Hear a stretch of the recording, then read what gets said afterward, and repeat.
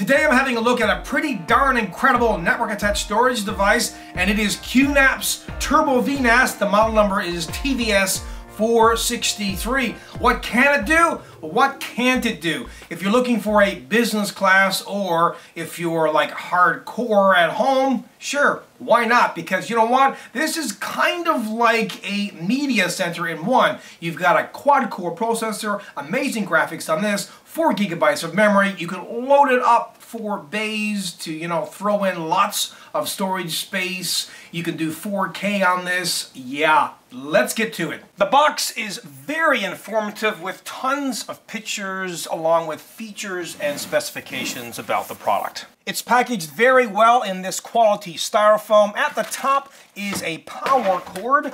The main unit is kind of sandwiched here between two pieces of styrofoam, one at the top and another one at the bottom. And this is it. It is in a plastic bag. And there's another box here, and in it are two Category 5E network cables, screws for mounting the drives, both 2.5-inch and 3.5-inch drives, keys, and a quick installation guide. First, let's go through the features and specifications, then I'll have a closer look at it, and finally have a peek at the software. Now, this comes with a very impressive CPU. It's an AMD 2.4 GHz quad-core processor with Radeon graphics, and thus it is able to do 4K. This one comes with 4 gigabytes of onboard memory. There's another model, 8 gigabytes, but you can actually upgrade the memory to 16 gigabytes. And by the way, it takes DDR3 low voltage memory. 2 sticks of 8 in this would be just spectacular if you want that much memory. And if you're transcoding, you know, 4K videos, doesn't hurt at all. As for flash memory, it comes with 512 megabytes. You can put up to 4 2.5-inch or 4 3.5-inch drives. These are hot swappable trays as well. They are metal and can be locked. Now, when it comes to drive compatibility, please check their website at qnap.com/compatibility to make sure that you're going to get the best drive for this particular unit. It has 2 gigabit LAN ports there at the back. I'll show you that later. Also, there's an expansion slot at the back, and you can put a network card in if you want more ports. As well, you've got this LCD panel at the front, which shows you, you know, address information and whatnot, as well as a enter button, a select button, and a number of status LEDs right here, status, USB, and LAN. This is the power switch. As well, you've got a copy button and 5 USB 3 ports. As you can see, you've got 1 at the front and 4 more at the back. Oh, and you can get a remote for this if you want to. It's compatible with QNAP's RMIR002 and MCE compatible remotes. Now, how about the dimensions, weight, and power consumption? Well, let's go through that right now. As for dimensions, it is 177 millimeters high, 180 millimeters wide, and 235 millimeters deep. It weighs in at a pretty heavy 4.56 kilograms. And as for power consumption, well, it really depends on the drives that you have installed, but with 4 2-terabyte hard drives installed, in sleep it is 2.26 watts, in standby it is 34.77 watts, and in operation, when it's running completely, it is 50.38 watts. And that power consumption is very impressive, especially when you compare it to a full-fledged computer system that will be running 24/7. Now, as for the overall styling and appearance on this, well, it's a NAS, and it looks like one, but a very unique color. It's kind of like a goldish silver mix that I think will fit in very well with pretty much any audio video setup. And as for build quality, well, this is a QNAP device after all, so it's like their other products. On the left side, you've got ventilation holes. Nothing going on at the right or at the top, but they do have a hard drive sequence sticker up here, and this is to indicate what trays are which. So this is 1, 2, 3, and 4. A lot going on here at the back. You've got a 120mm exhaust fan. This fan will pull in cool air from the front left and then move that air across the drives and port all the warm air out the back. Also, you've got a little fan here, and that's for the included power supply. Remember that expansion slot bracket I mentioned for an optional network card? Well, that's it right here. 2 HDMI connections. You can also lock this baby up.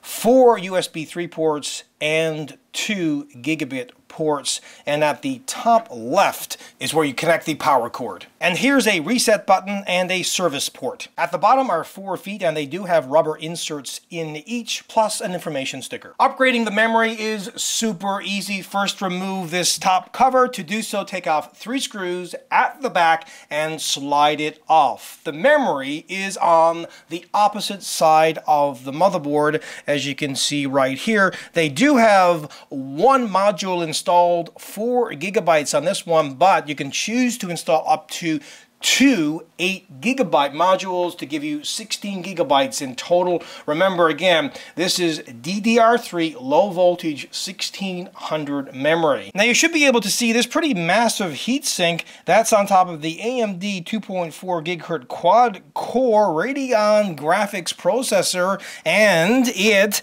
goes actually to the back with another heatsink via a copper heat pipe. Plus, they've got a 250-watt power supply, and look at the construction. All steel here with screws, high quality. Installing a 2.5-inch or 3.5-inch drive in these trays is really easy. First of all, pull here at the bottom and then pull it out. Use the included screws to mount the drive in the tray. And then just simply slide it in. And if you wish, you can lock it. Now, as for software specifications, well, it's a very long, impressive list. One that I can't detail today, but of course, if you want to find out more information, you can visit their website. I will just be going over the main, most important ones. Now, the operating system that this has is basically embedded Linux. It is QTS version 4.1. As for storage management, well, you can do RAID 0, 1, 5, 6, and 10. And of course, there's, bad block scans and hard drive smart, as well as RAID recovery and bitmap support. As for supported client operating systems, well, pretty much all versions of Windows, Apple, Mac, OS X, as well as Linux and Unix. Now, when it comes to power management, well, you got Wake on LAN, internal hard drive, standby mode, schedule power on and off, etc. There's all kinds of access right management, import and export users, user quota management, local user access control, and so on, as well as multilingual support. You've got My QNAP Cloud service, which you can use if you prefer, and the internal file system is ext4, but the external drive system is ext3, ext4, NTFC, FAT32, as well as HFS Plus. You've got QSync, where you can sync all of your files. Networking, like for example TCP/IP version 4, version 6, proxy client, DHCP server, and so on. All types of web administration. Security includes SSH, Telnet, HTTPS, FTP, as well as AEC 256-bit external drive encryption. And yes, there is domain authentication integration. Now, this can be set up as a file server, VPN server, FTP server, as well as VPN client, file station to store all your stuff on, movies, documents, whatever, as well as a hybrid desk station, backup station, transcode management, no problem transcoding videos on this. Dump pretty much anything and they can play it, plug in your HDMI cable and boom. Cloud storage backup. Can be a print server. You've got storage plug and play options, iSCSI IP SAM. You can set it up as an iTunes server, and this is really cool. You can set it up as a virtual machine. There are AirPlay and Chromecast options. You can configure this as a surveillance station, a note station, DLNA server, and there are tons and tons of apps. Now, while this is a very sophisticated NAS, it is super easy to to set up. You can use their Q Finder. Find it and then go ahead and initialize it. Just follow the instructions basically. Here you've got home use or business use. I'm going to select home use. Then you've got this quick setup. You can make any changes that you need there. It will give you a warning about, everything on the drive will be removed. Then it will go ahead and apply all the changes and then go ahead and finish up. And at the end, it will ask you if it's needed to update the firmware. Okay, so let's go through the software. Now this is QTS version 4.1, very powerful. At the top left, you've got just basically shortcuts to a number of items. Also at the top left is the home button. You can change the name there if you want to. At the top right, you've got this little cloud icon. This takes you to myqnapcloud.com. Go ahead there if you want to and sign up. Background tasks, external drive, notifications, as well as some options here for the profile, wallpaper, and change the password and miscellaneous information. This is your login basically. Right now I'm logged in as admin. Give you options, change password and whatnot. Do a search. Some help here and information. You can switch to whatever language you want or auto detect. And you can kind of change the layout here of the different icons. At the bottom left is the time and date. At the bottom right it tells you what this is, the QNAP TVS-463, and this is a health and resource manager showing you information about what is going on and if everything is okay, and it is. So let's go within the control panel here. Now I'm going to fly through this because there's so many options. General settings here, you've got system administration time, daylight savings time, and whatnot. Storage manager, well, this is information about your drive or drives.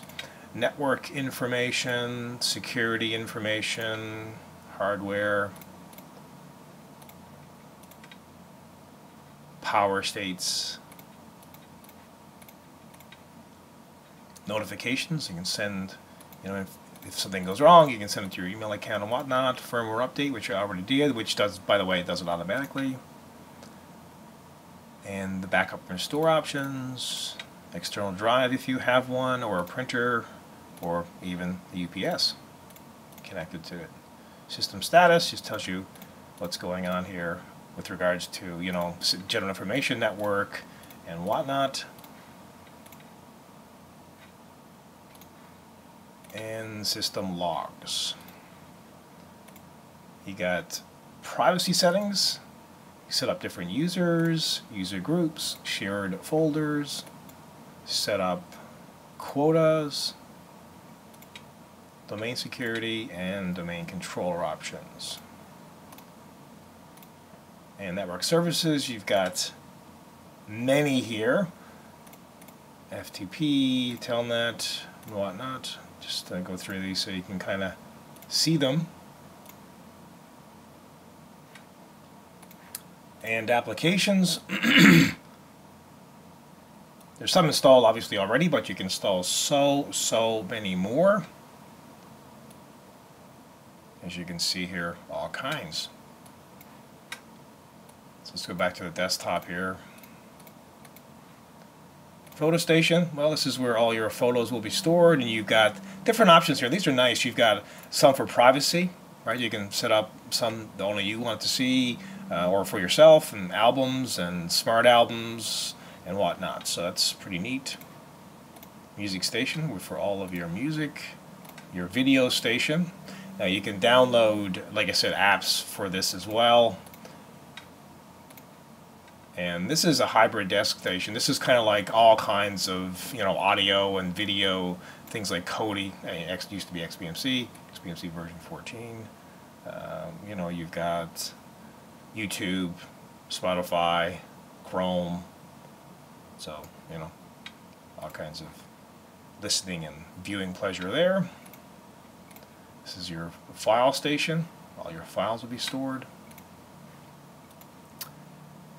Backup station. Again, just have a peek at some of the options that you have. Quite a few. And this is the My QNAP Cloud.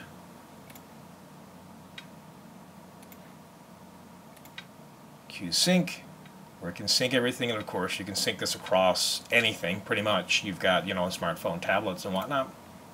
Think of this in a cloud scenario as being like, for example, any other, you know, online cloud service. You can set this up like that, whether, you know, be Dropbox or Google's own, you know, cloud-based systems. It's quite nice because sometimes those services, maybe you have concerns with regards to, you know, security and privacy. If you have your own, well, you don't, because you can configure it as you like. You can also set this up as a surveillance box.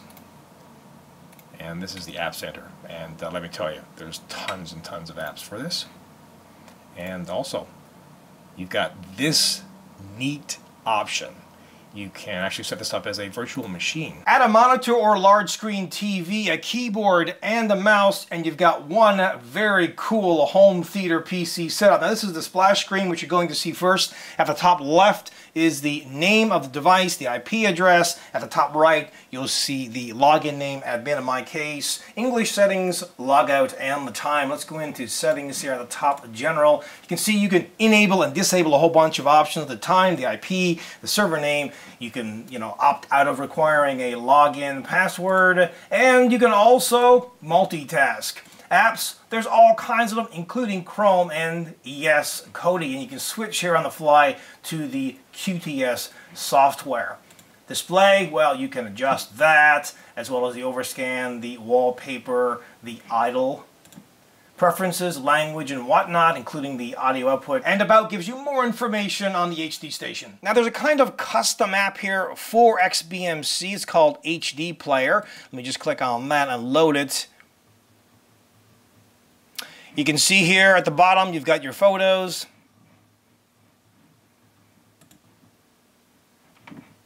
music, videos, if you got any, settings. Pretty common XBMC setup here, and exit. But if you don't want to use that, no problem. You can load Kodi, and this is the latest version, version 14. Those of you who are familiar with XBMC, well, you'll know this certainly. And this is the Chrome web browser, which will definitely come in handy if you want to search for something on the web. Now let's go back to settings here, and in apps, let's just say that I want to add YouTube here. So let's go ahead and install that. And now that it's installed, it's on the desktop here, so click on it. And this is the YouTube app.